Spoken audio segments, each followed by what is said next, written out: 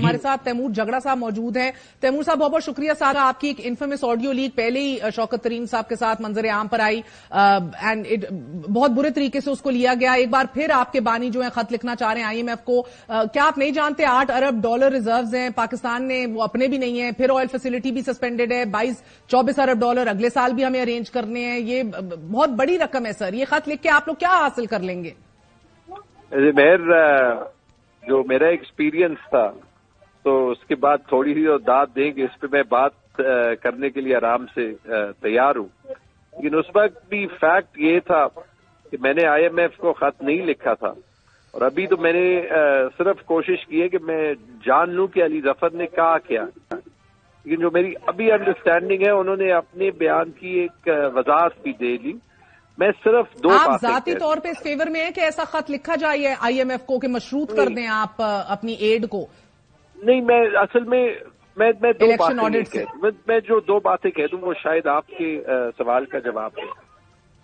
پہلی چیز یہ کہ مشکل ترین حالات میں جون میں خان صاحب نے IMF کا لون پروگرام کے لیے گرین لائٹ دیا تھا, جب IMF نے اس وقت کیئر ٹیکر گورنمنٹ سے کہا تھا کہ PTI سے ہم نے بات کرنی ہے, اس کے بغیر ہم آگے نہیں جائیں. تو شاید خان صاحب کی نیت کا وہ آپ کو بتاتا ہے. اور دوسری چیز یہ کہ یہ ہم جو الیکشنز میں جو یہ بونڈا مذاق ہوا ہے, اس کو ہم IMF کے پیچھے, یا جو آج کمشنر پنڈی سے ان کا بیان ریٹریکٹ کیا گیا ہے اس سے پیچھے, اس کو ہم ٹریویلائز نہیں کر سکتے. باقی انشاءاللہ IMF کے پروگرام کو اگر PTI نہیں ہرٹ کرے گی, اگر کوئی چیز ہرٹ کرے گی الٹیمیٹلی, تو وہ PMLN کی لیک آف کمٹمنٹ ہو. سر میں آپ سے جاننا چاہ رہی ہوں کہ آپ کو لگتا ہے کہ یہ خط لکھنا چاہیے کہ پاکستان کو ایڈ دی جائے, مشروط کی جائے الیکشن آڈٹ سے؟ سمپل یس اور نو. آپ کی اپنی رائے کیا؟ You been finance minister, you understand this, you understand ہم کن حالات کا سامنا ہے ہمیں؟ نہیں, میرے خیال میں دیکھیں IMF کا پروگرام جیسے میں نے کہا وہ ہو جائے گا.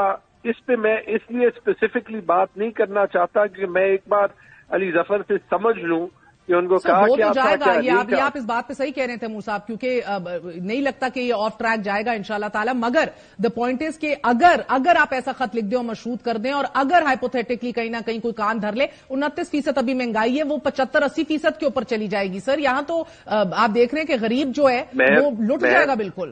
بالکل آپ ٹھیک کہہ رہے ہیں, لیکن بہت سے جو انٹرنیشنل انسٹیٹیوشنز ہیں وہ خود بخود دیکھ لیں کہ اس ملک کا کیا حال ہے. مجھے ویسے ایک بات بتائیں سیپریٹ ٹو دس, جو آفیشلز ووٹ کی گنتی نہیں کر سکتے اور جا کے ایک کمرے میں بند ہو کے جو مرضی کا رزلٹ دینا چاہتے ہیں وہ دے دیں, تو ان کی باہر کیا کریڈیبلٹی ہوگی.